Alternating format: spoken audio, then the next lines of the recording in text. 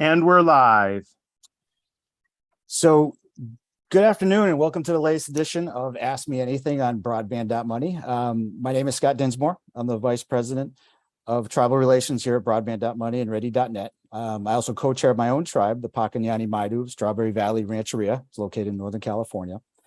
Today, I am joined with Mr. Joe Valandra, who's the Senior Vice President of Tribal Communications. Very excited for this Ask Me Anything with you, Joe. It's connecting tribal communities and assessing their needs, and high quality broadband access is so very, very important. Really looking forward to speaking with yourself with so much experience. If you wouldn't mind, take a moment and just tell us about yourself, your background, and some of the great work you're doing in Indian country. Sure. Thank you, Scott. I'm very happy to be here this afternoon too. I've been looking forward to this for some time. Hello, everybody. I'm Joe Valandra. I'm a member of the Rosebud Sioux tribe from South Dakota. I grew up in South Dakota. I went to undergraduate college at the University of South Dakota and then to the University of Minnesota Law School.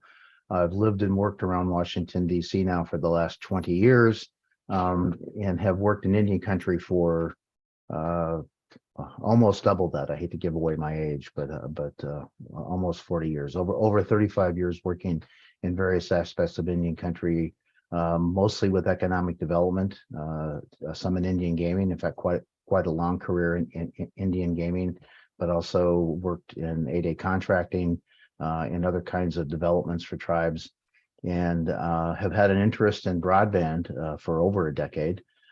For tribes. It started with the American Reinvestment Act under President Obama.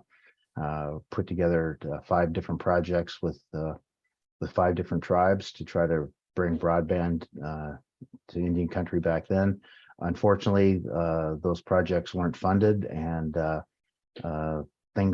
world has moved on. But now we're in a new world, and I've been now with the Tribal Communications for just a little over a year, just a few days over a year, and have rekindled my commitment, my zest, my zeal for tribal broadband.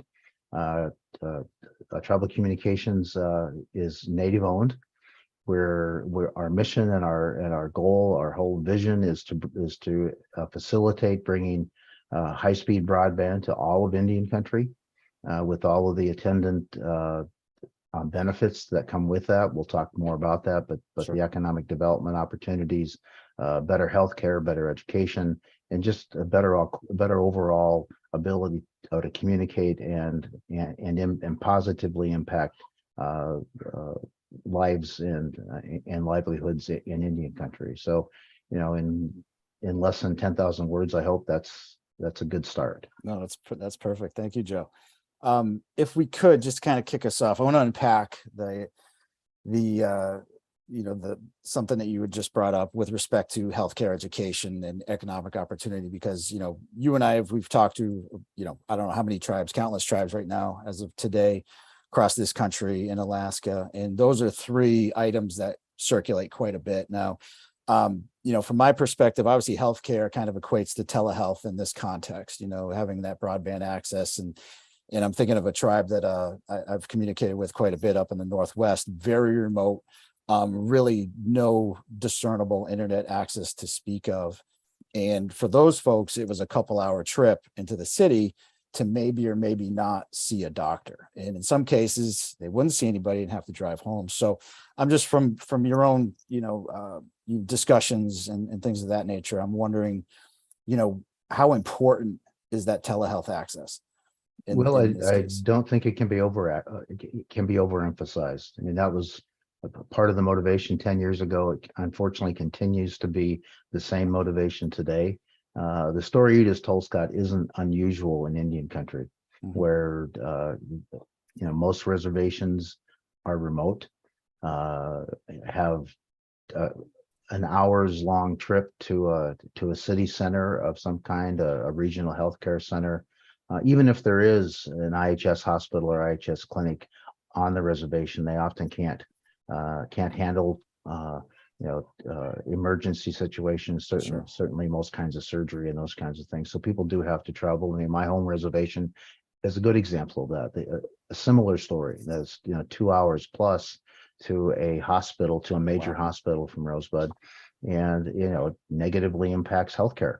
Sure. Now telehealth, has a lot of different connotations, but I think one of the great things today, both with the availability of high-speed broadband, and I mean true high-speed broadband, 100 gigabytes up and 100 gigabytes down or more, really facilitates a diagnostic part of telehealth that hasn't always been there, in that imaging, other diagnostic tools can take place in real time. The doctor can be anywhere in the world, really, and it can be a world-renowned expert. And through the tools that are now available, it brings, as I said, diagnostic tools, but a lot of other things. So healthcare isn't so remote, and that's one of the great benefits of what we're doing, or what we hope will happen when we're done doing this. Yeah, and just in a few of the stories that I've heard of, it's just like it could cut right through to so many folks. And I've been on calls where, people are trying to position, because there's so much remote equipment nowadays, whether it's, monitoring for diabetes or heart arrhythmias and things of that nature, which are all well and good. But if you don't have that broadband access, it kind of is a moot point. Right. So obviously we're Well, working towards that. And Scott, there's another part of healthcare that often isn't talked about, and that's mental health. Through true high-speed broadband, where you can have a connection like we have today, and you can be one-on-one in a private setting. A counselor, a therapist, those kinds of therapeutic treatments are available then for people on the reservation or in remote locations. That can really have, I think, a positive impact on the mental health of the overall community. So. Without a doubt. The other aspect, and again, as COVID kind of exposed, if you will, the connectivity with respect to education and obviously the young ones, I know of instances where reservations right now in 2022 rely on their cell phone for internet access and a hotspot. And if it's not their cell phone, it's a local, perhaps a library or a McDonald's parking lot. So obviously this becomes a real game changer for the next generation. And I know I'm preaching to the choir in that sense, but secondary education as well. I think it just opens up a lot of doorways, and in a really good way.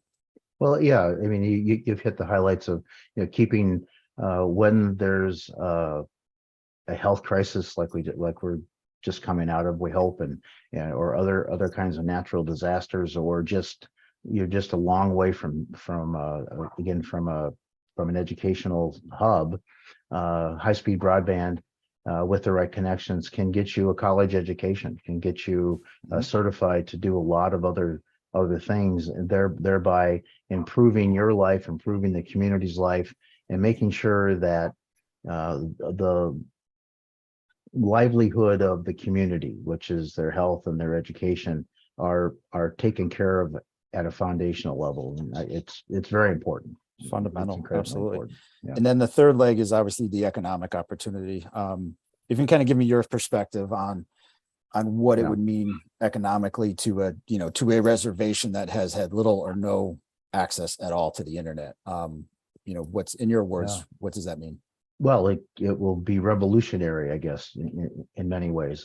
Maybe other words other than that, but not only is it the ability to build an online business, which is small businesses are you hear it all the time in campaigns, but it's actually statistically true. Small businesses are the largest employers, are the real growth engine for most of the economy. It may not seem like it all the time, but they are. So the internet, high-speed broadband will give the opportunity for entrepreneurs to start their business wherever they are, whether they're selling a good or they have services that they want to bring to the market. But it also does other things. I mean, for example, the world now, when we see it because we're doing this right now, is based on, or is really built on, data transfer. So there are data centers all over the world, and if most of us on this call anyway certainly know that if you buy something from Amazon or you do a search on Google, or those are the two major ones, but there's Microsoft, there's many others. They have huge databases or data storage places where they access that, and other businesses have their have their servers housed. And for economic efficiency, for redundancy, security, you name it, data centers are all over the place, and this would open the opportunity for tribes to host data centers of all different types and kinds. That hasn't been there before because there hasn't been the connectivity to do that before. Sure. And other businesses that I can't even think of that are based on the web, or just the ability to communicate your idea. You'll now have an opportunity to communicate your ideas, your thoughts to the world. That's exciting. Absolutely. Yeah. It just opens up an infinite amount of doorways to opportunity, which I love. Yeah. All right. So moving on to another topic here in mapping, specifically the impact of the FCC fabric on tribal BEAD funding. I know this is a very hot topic for yourself, but if you could just to kind of elaborate a bit more. Well, I'll try to keep it focused because it's kind of one of those topics that can take up a lot of space. Sure. But I'll try to do it simply. And simply, it boils down to two things.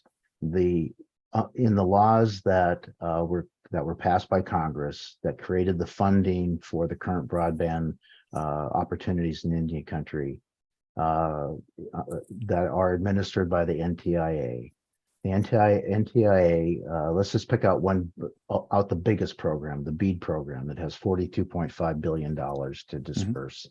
And the basis for those dispersals, besides the application process, is going to be the FCC's map that shows what is served and unserved in the U.S.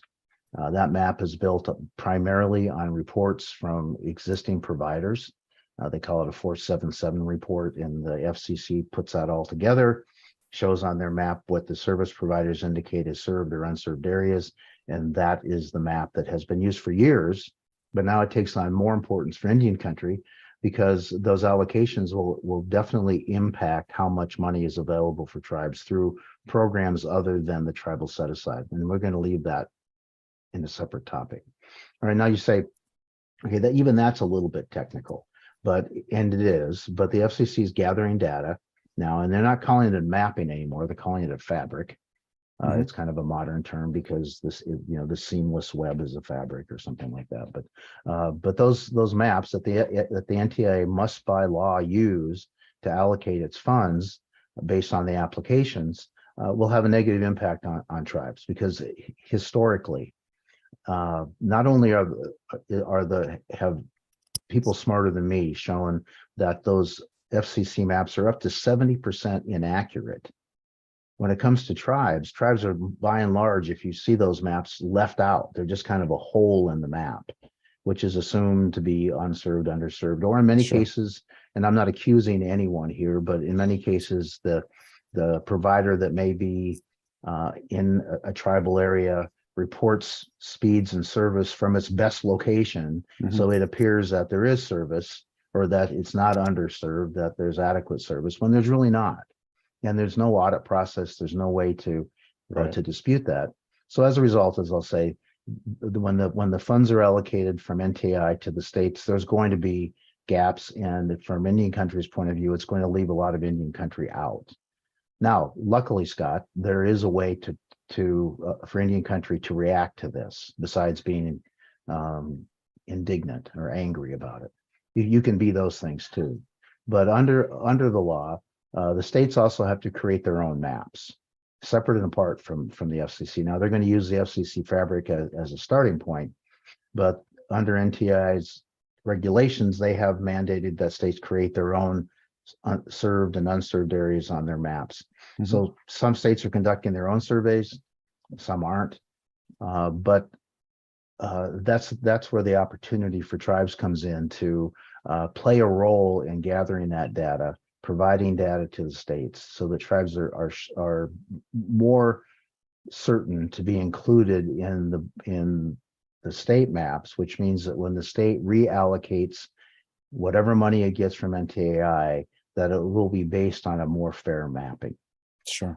So as I say, I'm trying to keep it simple. It's a little more complicated than that, but that's really what it boils down to.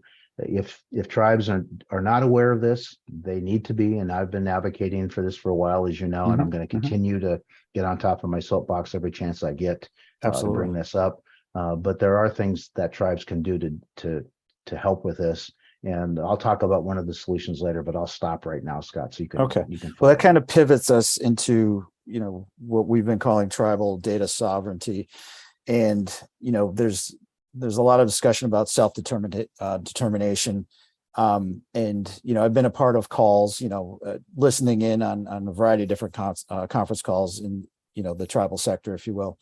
And, I'm not going to name states or companies, but I was on one call in particular, and the gentleman was talking about, I don't want to say the word surveillance, but it was like surveillance with respect to drones and LiDAR and things of that nature. And there were some tribal folks on the phone, and they asked, like, who gave you permission? And the gentleman was more or less talking about the state gave them, access, if you will. And they really did not engage the tribe nor the reservation at all. And I know that's a big point of contention, is like, you've got to ask permission. You've got to talk to the tribe. You've got to talk to the council. You got to go through these, these iterations of permission to do that analysis. Because ultimately, the tribe wants to own that information and then kind of let you into that walled garden, if you will, for lack of a better term, and then determine what they release in terms of information. So as we're talking about mapping and things and kind of that hole that you referenced on the map, what do you think is the best way to kind of navigate that river, if you will? Well, as in all things, my opinion is that the tribes need to be in control of that data flow. That is the way to fill that gap is through what's called speed testing. As you know, Scott, we've jointly, our two companies, Travel Communications and Ready.net, have developed what we're calling a travel community toolkit that will allow tribes to do their own speed tests, have the residents on their reservation log into a website, whether it's on their phone or their computer or whatever, however they access the internet. Sure. And that test will indicate a whole bunch of technical stuff, but basically, is there service or not service, or what kind of service is there if there is service? But the tribe will be in control of that. Now, what I mean by that is our tool, which will be introduced to the marketplace here very shortly, will gather all the data for the tribe, but the tribes will control that data. We've very carefully put together a privacy policy and a use policy that is really driven entirely by the tribes. There'll be no individual locations reported. Everything will be aggregated so that, again, the Rosebud Reservation will have their aggregated data about service or served, unserved, and other data that comes from that aggregated together. It may be by regions of the reservation because it's such a big reservation. There may be different pockets of served and unserved, but it won't identify any particular individual household or any other identifier that could target that data back to an individual. And then how that data is used will be entirely up to the tribe. Because it'll be aggregated, it'll be easier to use because, as I say, there'll be no identifiers there. But how the tribe uses it will be up to them. How we expect that they might use it is to go to the states and say, "Don't leave us off your map. Here's our data." And and that's the most important use for it. But there'll be other uses for tribal governments and for their agencies, that is tribal agencies, to use this data to better shape their own policies, their own plans. No, that's awesome. Yeah. To take a step and kind of zoom out, if we will, approximately how many folks in Indian country do you think, or, last statistics anyways, are going without viable internet? There are some cases where there's a little bit of a signal, but what's the percentage you have? Well, the country overall, I'll start there. Sure. Sort of a big macro number, it has service in the 96 percentile overall. That's blending everybody together. You go into rural areas, they tend to be, service has gotten better in the last 10 years. but it tends to be in the 70 to 80% range. It's sometimes higher. But if you go to an Indian reservation itself, again, depending on the part of the country that you're in, but if you're in a remote location, your likelihood of having access to high-speed broadband is about half of what your non-tribal neighbors would have. So if the communities around you that are off the reservation are having access at about 70 to 80%, it's more than likely that the tribes will be at the 40 to 50% range. Sure. But more importantly than that is the speed, and you hit on that in your question. Many, you may be able to log into the internet in the middle of the Rosebud Indian Reservation, but you won't be able to, it's not likely you're going to be able to conduct a conversation like this. That is, some sort of video chat is just not going to, there's not going to be enough speed to allow you to do that. The download speeds, the upload speeds are very, very slow. So I could quote you specific percentages, but I don't want to do that. I think the bottom line is that tribes are underserved or unserved disproportionately, even to the surrounding communities. Yep. Yeah, and to that point, a friend of mine who happens to live on an island off the coast, very poor broadband service in general, but ultimately what he told me was, he goes, if I were to send him a PDF, he would have to click on it, click download, and then walk away for about 5 minutes. Yeah. So that's kind of what they were used to. So that's kind of, I guess, part and parcel to what we're kind of seeing on the reservations on a grander scale. And then Scott, there's another aspect to that question that again isn't always talked about. It's being addressed in some of the monies available from the federal government, and that's adoption. I mean, there's two things. It may be available, but you probably can't afford to buy it if you're on the reservation, because in the last statistics that I was able to find, almost 30% of natives live in poverty, which is double what the rate is for the rest of the country. Right. In fact, on reservations themselves, it can be as high as 40 to 50% live in under the national poverty rate. And overall, the national poverty rate is only 9.2%. So it's 4 to 5 times more. And so the point of that, and the umbrella word is adoption. If it's not affordable, then it doesn't matter if it's available or not, number one. Yep. And number two, if you've never used it before, you need some help figuring out how to use it. I mean, I use it every day. So it's like, I'm no genius, but it works for me most of the time, but if you've never used it before, you've never had access before, there needs to be some work on adoption. And luckily, again, I was just bad mouthing the FCC kind of, but there's a program going that is administered by the FCC, the Affordable Connectivity Program, ACP program, that really helps with that affordability. Sure. Again, but the adoption rate of that is too low, and so we're working on plans to try to increase that so that people who want, especially on reservations, who want the service but can't afford the service, can get this subsidy for a family on an Indian reservation. The subsidy is $75 a month, and that should help a great deal get people connected if it's available. And our first step is to make it available, make it affordable, and then help people buy it.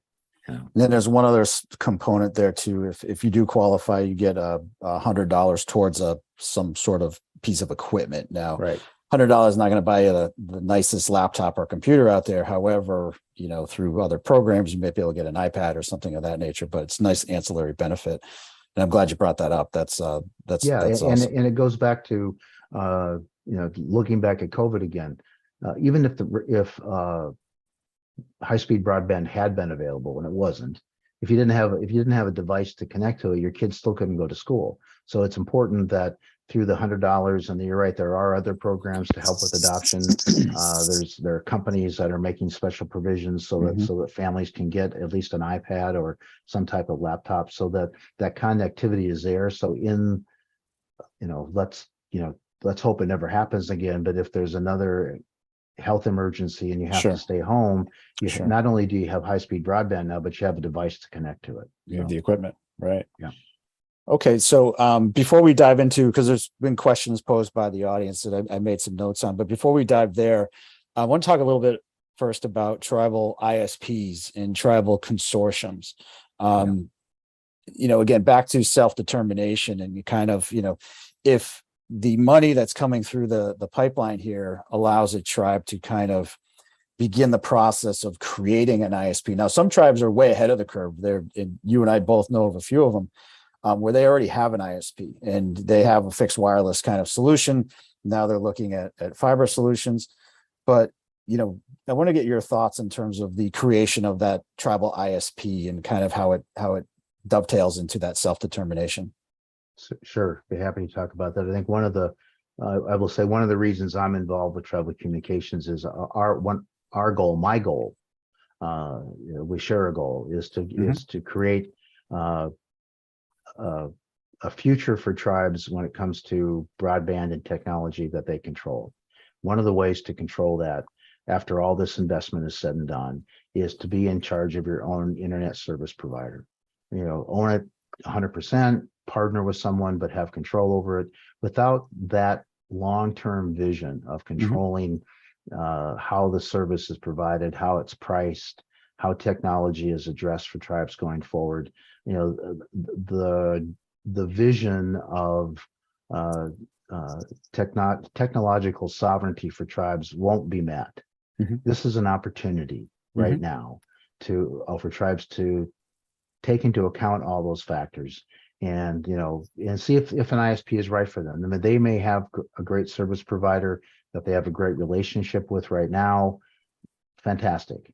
But I would still take a look at it. Look at your options, not just today or next year. Look at your options 5 and 10 years from now as technology changes. You probably want to be in control of that if you can, and there are ways to do that. You also brought up the idea of tribal consortiums, tribes working together.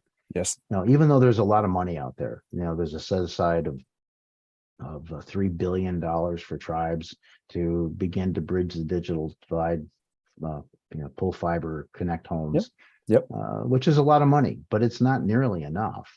It's not nearly enough money.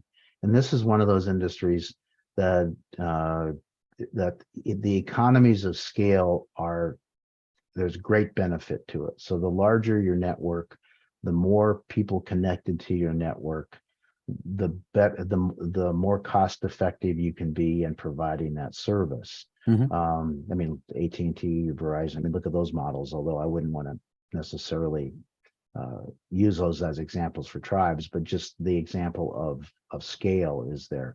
So when tribes in a region, in a state, in an area cooperate, put their money together if they can, go to the state because I said there's $42.5 billion that's going to be distributed among the states to accomplish the same thing that tribes are getting $3 billion for. So there's money in the BEAD program specifically, and they're supposed to be for served and underserved and unserved areas.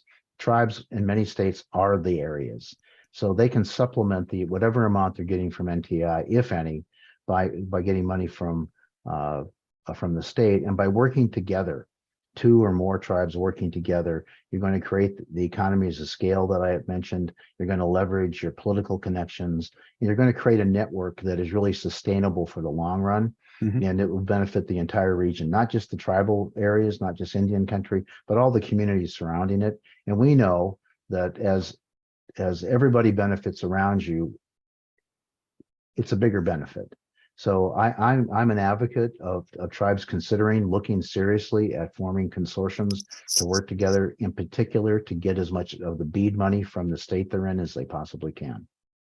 Yeah, that's fantastic. And it also brings to light, the job creation that's behind it. So it's a perfect segue. We've got a question here from a gentleman by the name of Derek Fine.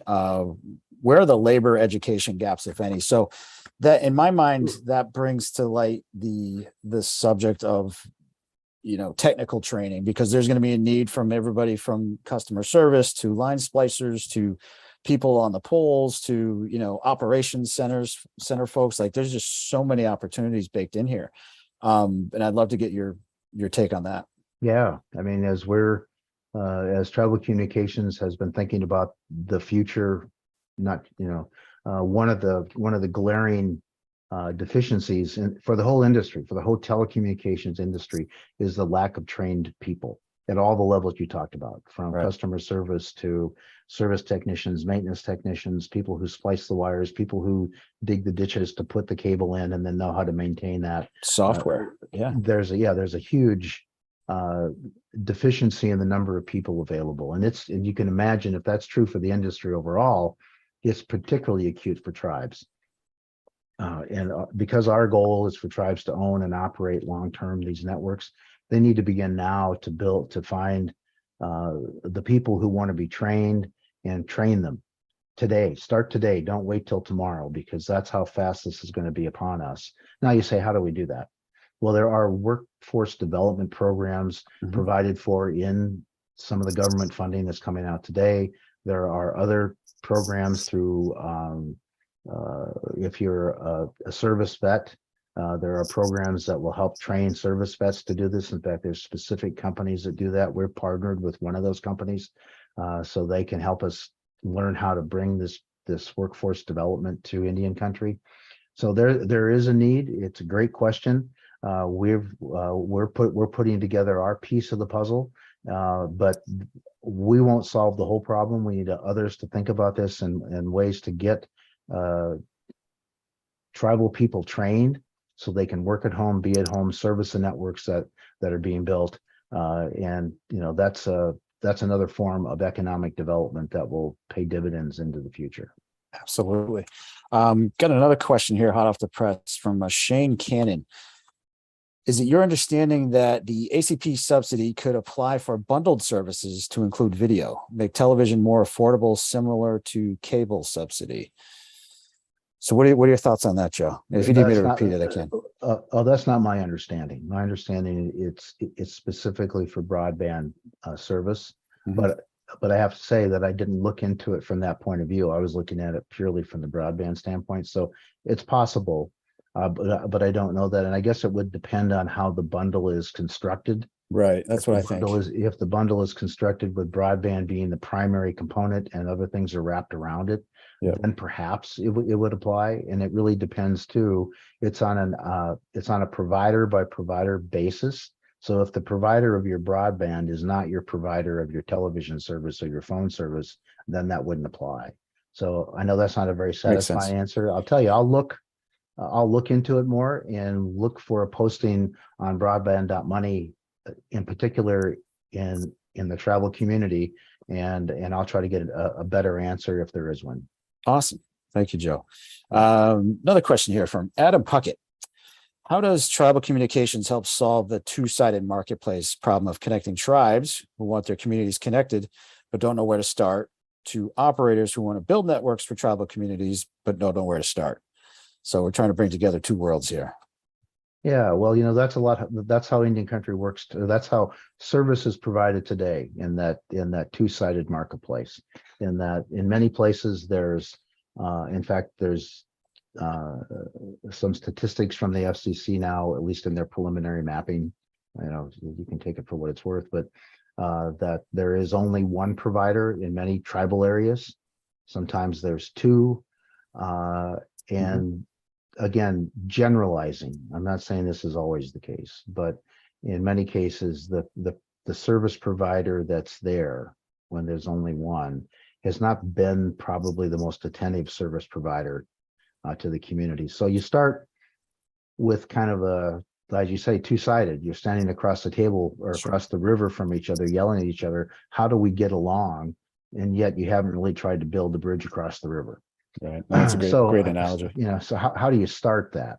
Right. I think you start that, you're forced sometimes, and this money's forcing at least the analysis or the question that you asked, Adam, that where do we start? And that's where, and again, I'm not just promoting my company, there's other consulting companies, but that's where we start. We help the tribal community analyze what they need and who they could possibly do it with. And of course, the existing provider is one of the options that the tribe has. So it's really finding a way to cross the river and not, and sometimes you have to knock down a few hurdles to get there. I'm not suggesting that it's easy, because it's probably not going to be easy in many circumstances, but you've got to start. And the amount of money that's flowing into broadband right now should be motivation for there at least to be a conversation. Absolutely. Yeah. And it makes me think of, you know, as you talk, I have these stories that kind of pop up as conversations that I've had, that we've had with a variety of different tribes. And to that point, every instance seems to be a little bit different. In some cases, it was just purely middle mile. In other cases, it was like, you know, we're already set up here. We just need this one little extra, you know, kind of bump. Or in one case in particular, like they weren't really sure where to begin at all. Yeah. So it's kind of, everything's very subjective in that sense. But Well, I mean, and there's another component to that, Scott, and I know you see it too. sure.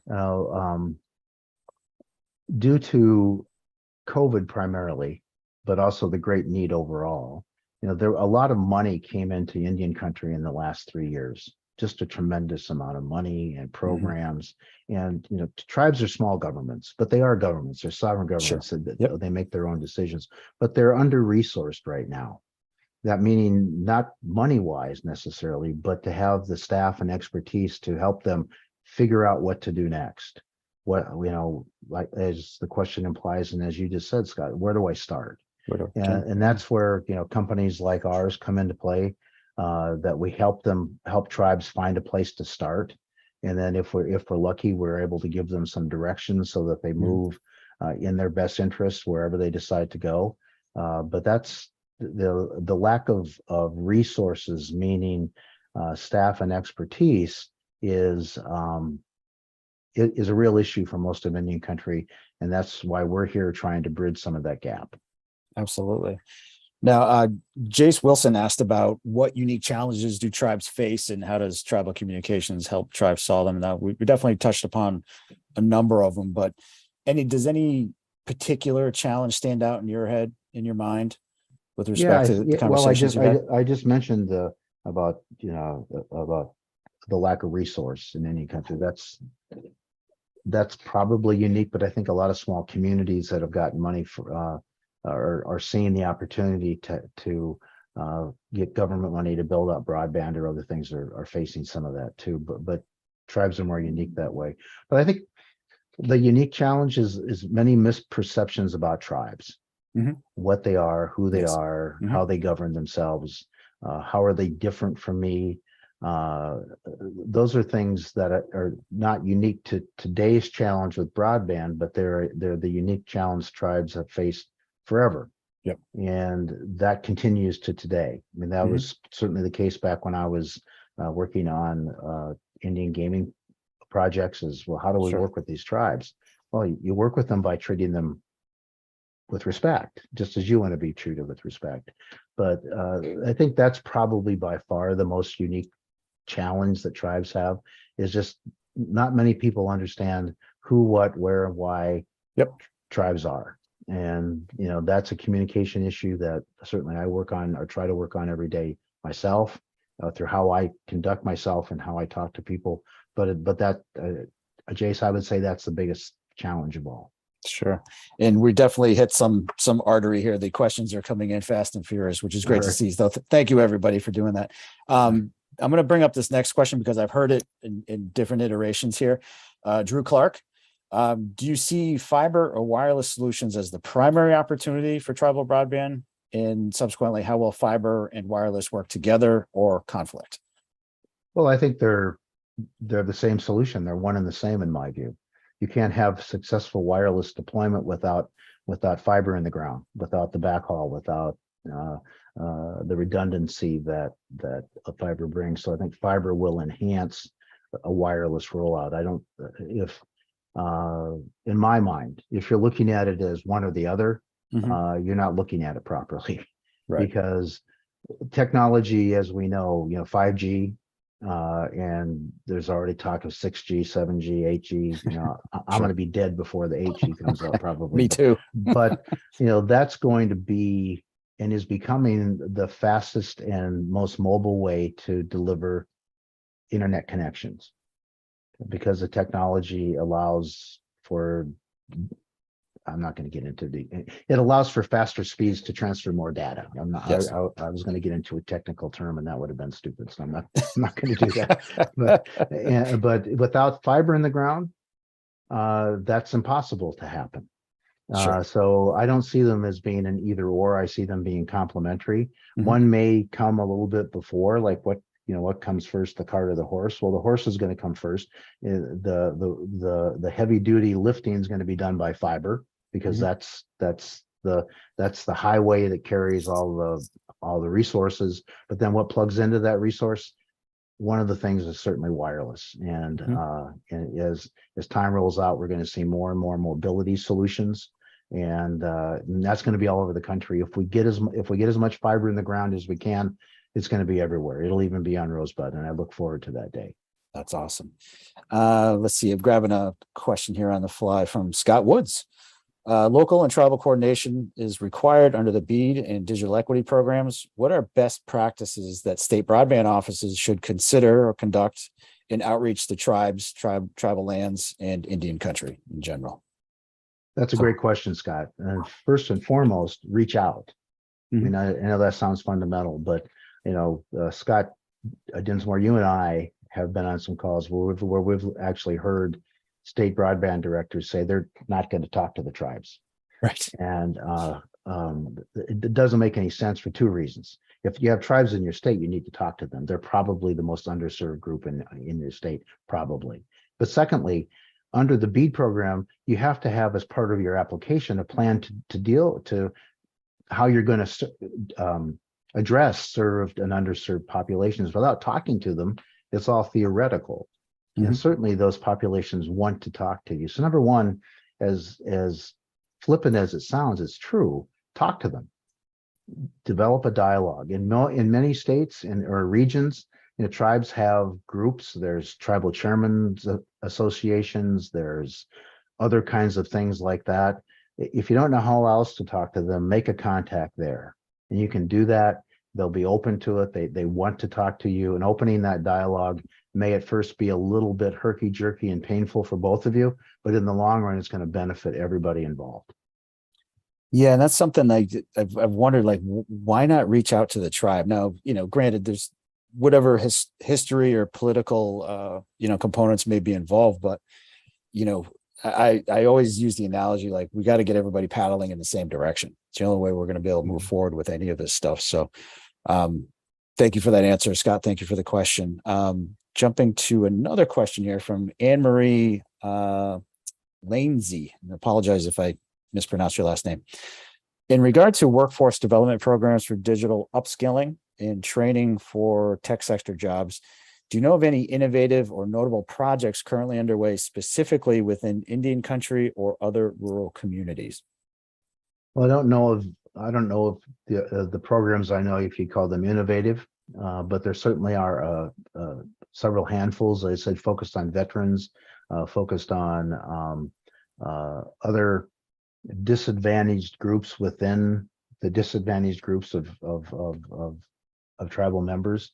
I think that question is going to require a much longer answer than I'm able to give here. So Sure. I'll look for that question online, and I'll provide a longer answer online too. Awesome. Thank you. Kind of backing up a little bit, we've got a question here from Kevin Keene. Who are the owners of tribal communications?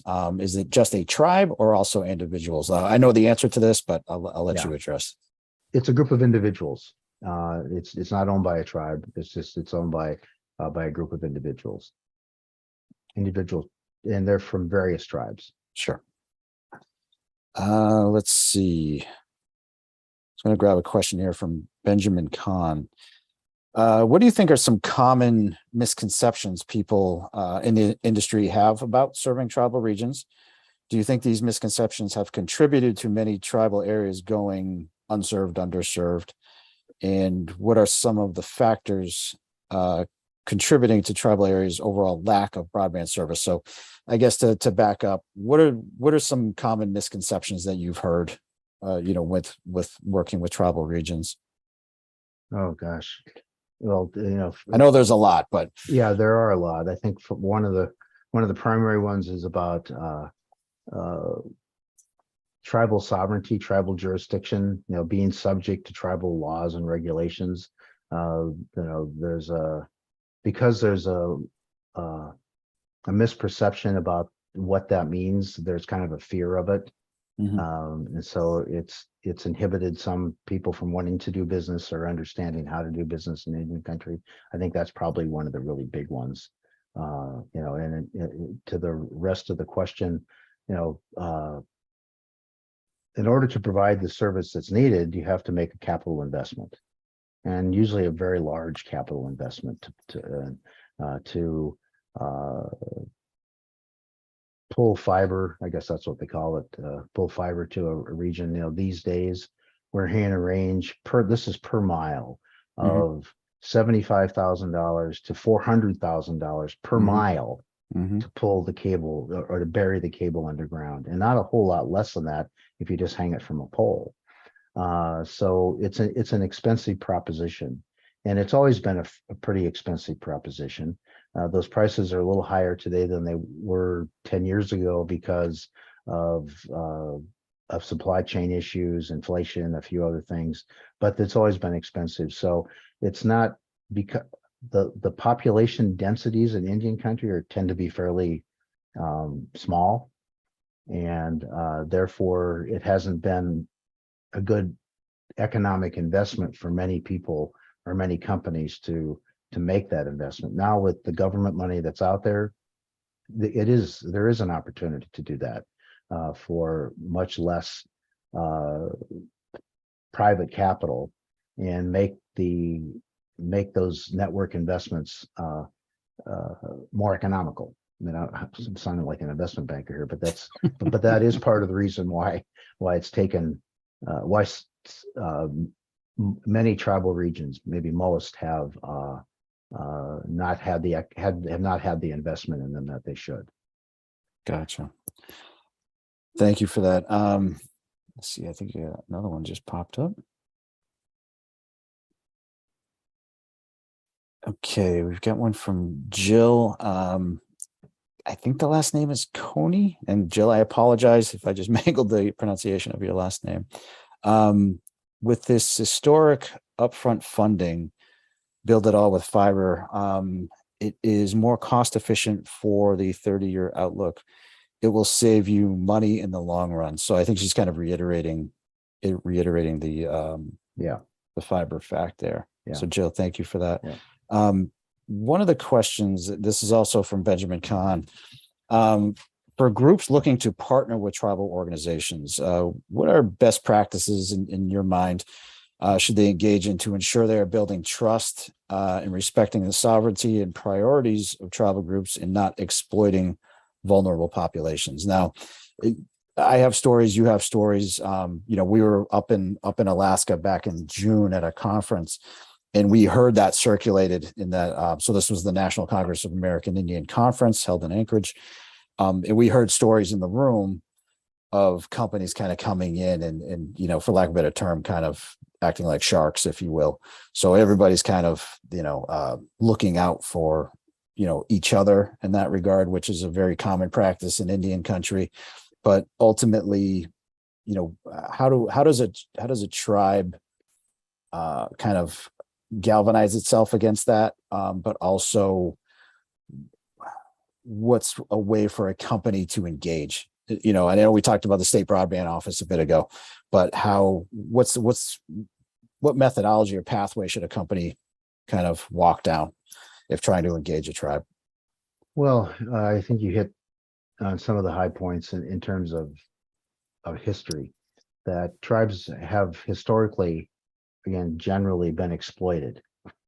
So Mhm. tribes can often be a very hard nut to crack, but not always.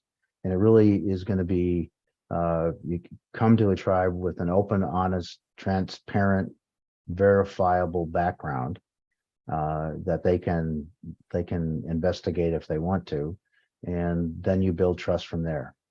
If you and you need to come with the idea that you're going to be a partner with the tribe. or that you may just be a service provider to the tribe, but you're going to be a damn good service provider to the tribe. Mhm. And that will take some time, but it will break down. It'll break down the barriers. And of course, there's always, you know, finding somebody at the tribe whom you know and have them open the door for you. That's probably a very good way too. That's common. But you know, just be aware that tribes are going to do their due diligence. They're going to check out who Yes. you are, why you're Yes. there, and they should. Just as you would if you know if non-native business, if you were introduced to somebody new, you'd Mhm. take a little time generally to see who they are, what they're about. Sure. And so it's, you know, it's not a process that's unlike what you're used to. It's just you're walking in, as I mentioned before, about some of the cultural differences, the misunderstandings about sovereignty and what that means. But you can get past that if you really want to. But don't expect it to be, you know, you walk in and say, I've got the best widget in the world, let's buy it. It's not going to work that way, or it usually won't work that way. You need to take your time and you need to build a relationship. So this is kind of timely.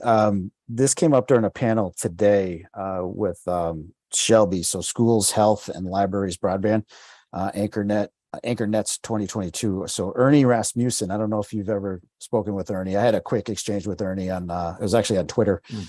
He's the executive director at Bigfoot Telecommunications of the Colville tribes. He spoke about the lack of trust between anchor institutions and indigenous communities. So what actions can an anchor institution, again, you know, thinking about what those are, located in Indian country, take to begin to build trust with indigenous communities? So, you know, I think from a healthcare perspective, that sounds, to me anyways, it would be an easy process in terms of running clinics and things like that. But what are your thoughts on that in anchor institutions? Well, I guess it really depends on the anchor institution, as you said. If it's a, you know, what you consider a hospital, it's considered an anchor institution often. But if it's been run by the IHS for 50, 60, 70 years, Sure. the mistrust that is part of that is sort of historical and very difficult to overcome. Not impossible, Mhm. not impossible, but difficult to overcome. You know, tribal anchor institutions, library, schools, government buildings, if those are tribally owned, you don't really have much of an issue there. If you're talking about, Right. and I hesitate to, but if you're talking about churches and those kinds of things, Sure. again, that historical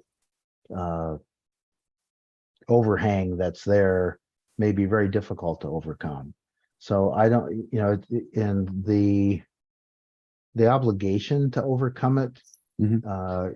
is kind of hard to identify. I mean, if there is the history of some churches, some other kinds of organizations like that, even perhaps the IHS, the obligation is on the institution to reach out in a credible, meaningful way to see if they can bridge that gap. I know I keep using bridge the gap, Yep. but it's, that's a difficult question depending on how you define anchor institutions. Again, if you say they're schools, public buildings, firehouses, government buildings, those are easy to overcome generally because they're owned by the tribe or they're owned by some instrumentality of the tribe. But otherwise, again, it really depends on the history. It depends on the part of the country you're in.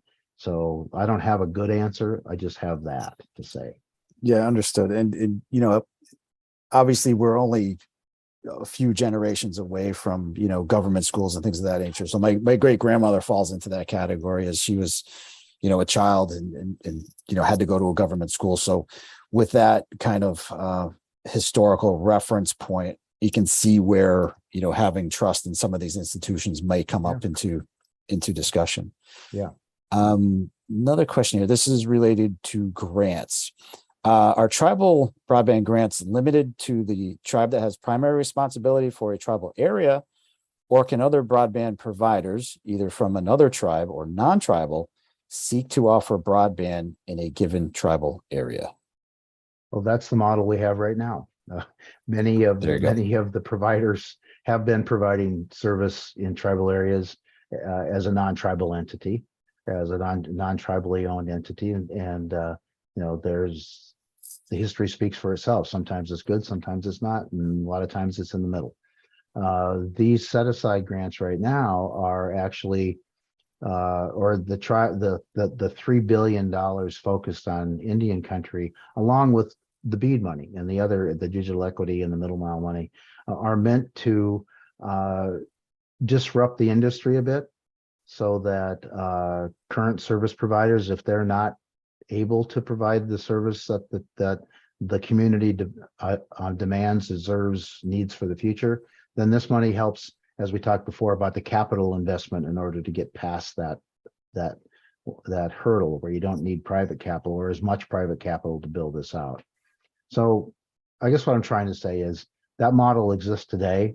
It's really going to be up to the marketplace, the tribes in particular, to decide whether they're going to work with existing providers, create new providers, or some hybrid between that. And something that we had talked about, I think it was at one point, I know you've been traveling like crazy lately, and I won't bring up Hartford, Connecticut for your request.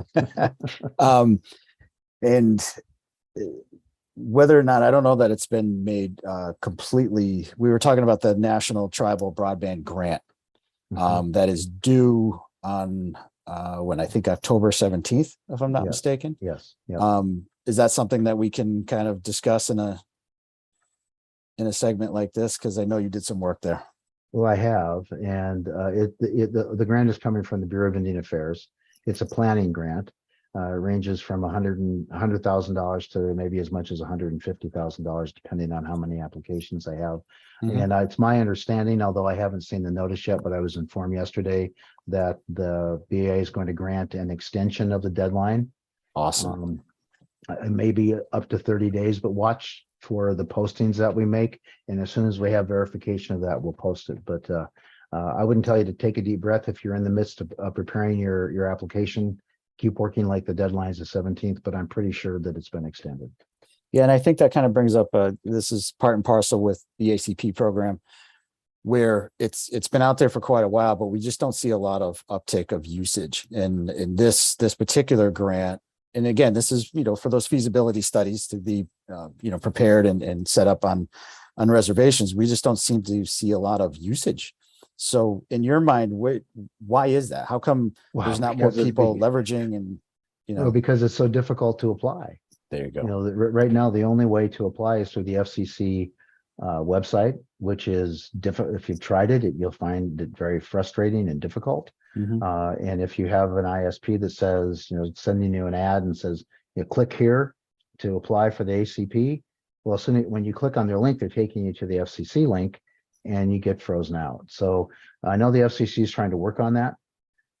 They have set up some money to promote the ACP program in various ways with various communities. But until the application process is made easier, they're going to find adoption to be slow. And so I know, again, ourselves and our partner Ready.net are working on ways to try to make that easier. And hopefully in the next little while, we'll be able to announce something that makes it easier too. Absolutely. So I guess as we're coming up on time here, I guess more of a personal question. What, in all of your travels, and I know you've been all around the globe, what's been your favorite point of interest that you've seen or that you've landed on? What's the most memorable? I have been lucky and there've been some money, but I recall often one night at the Telehealth Indian Reservation in Washington State.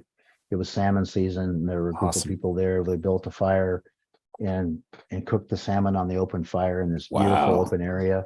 And I have a very strong memory of that, and it's one of my fondest memories of all the places I've been. That's amazing. Yeah, just that picture, I can see it in my head. That's amazing. Yeah. Well, Joe, thank you so much. Let's see, just for the folks listening in, be on the lookout for our next AMA. Ask Me Anything on Friday, October 21st, 2:30 p.m. with Deborah Simpier, interviewed by Drew Clark. And with that being said, big thanks for joining our Ask Me Anything here today at Broadband